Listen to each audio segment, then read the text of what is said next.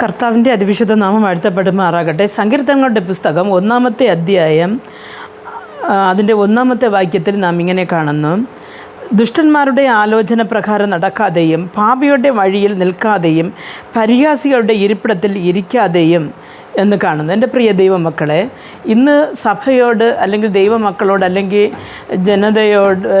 ജനങ്ങളോട് ദൈവാത്മാവ് ദാവീദിൽ കൂടെ പറയുന്നത് എന്ത് എന്ന് വച്ചാൽ, നാം ചില സ്ഥലങ്ങളിൽ നടക്കാൻ പാടില്ല, ചില സ്ഥലങ്ങളിൽ ഇരിക്കാൻ പാടില്ല, ചിലയിടത്തിൽ നിൽക്കാൻ പാടില്ല എന്ന്. പ്രിയ ദൈവമക്കളെ, നാം നമ്മുടെ ജീവിതത്തെ ഒന്ന് വീക്ഷിച്ച് നോക്കണം. നാം ആരുടെ ആലോചന പ്രകാരമാണ് നടക്കുന്നത്?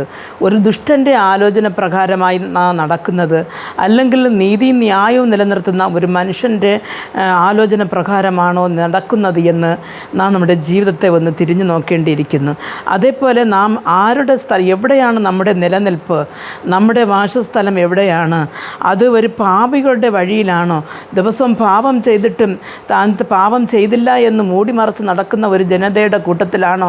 അല്ലെങ്കിൽ പാപം കണ്ടാൽ ഓടുന്ന ഒരു ജനക്കൂട്ടത്തിൻ്റെ നടുവിലാണോ നമ്മുടെ നിൽപ്പ് എന്ന് നാം നമ്മുടെ നിൽപ്പ് എവിടെയെന്ന് നാം സ്ഥിരമാക്കേണ്ടിയിരിക്കുന്നു.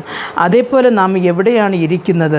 നാം വട്ടം കൂടി ഇരിക്കുമ്പോൾ നാം ഒരു കൂട്ടം പരിഹാസികളുടെ ഇടയിലാണോ ഇരിക്കുന്നത്?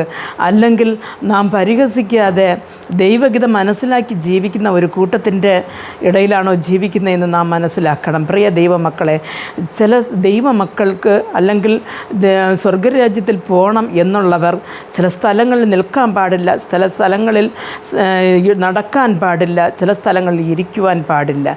നാം നമ്മുടെ നടപ്പും നിൽപ്പും ഇരിപ്പും ദിനം പ്രതി കർത്താവിൻ്റെ വചനത്തിൽ ശോധന ചെയ്ത് മുമ്പോട്ട് പോകുവാൻ ദൈവാത്മാവ് നമ്മെ സഹായിക്കട്ടെ. നമുക്ക് പ്രാർത്ഥിക്കാം. ഞങ്ങൾ അതിവാത്സല്യമായി സ്നേഹിച്ച് വഴി നടത്തുന്ന സ്വർഗ്ഗസ്ഥ പിതാവേ, മാറിക്കൊണ്ടിരിക്കുന്ന ഈ ലോകത്തിൽ മാറാത്ത നിൻ്റെ വചനവുമായി മുമ്പോട്ട് പോകുവാൻ തക്കവണ്ണം കർത്താവെ, നിനക്ക് ഇഷ്ടമില്ലാത്ത ഇടത്തിൽ ഞങ്ങൾ നിൽപ്പാനോ, നിനക്ക് ഇഷ്ടമില്ലാത്ത ഇടത്തിൽ ഞങ്ങൾ നടന്നു പോകുവാനോ, നിനക്ക് ഇഷ്ടമില്ലാത്ത ഇടത്തിൽ ഞങ്ങൾ ഇരിക്കുവാനോ ചെയ്യാതെ നിൻ്റെ പരിശുദ്ധാത്മാവിൽ ഞങ്ങൾക്ക് ജ്ഞാനം തന്ന് വഴി നടത്തണമേ എന്ന് പ്രാർത്ഥിക്കുന്നു. നിൻ്റെ വരെയും നിൻ്റെ കരം പിടിച്ച് വഴി നടത്തണമേ.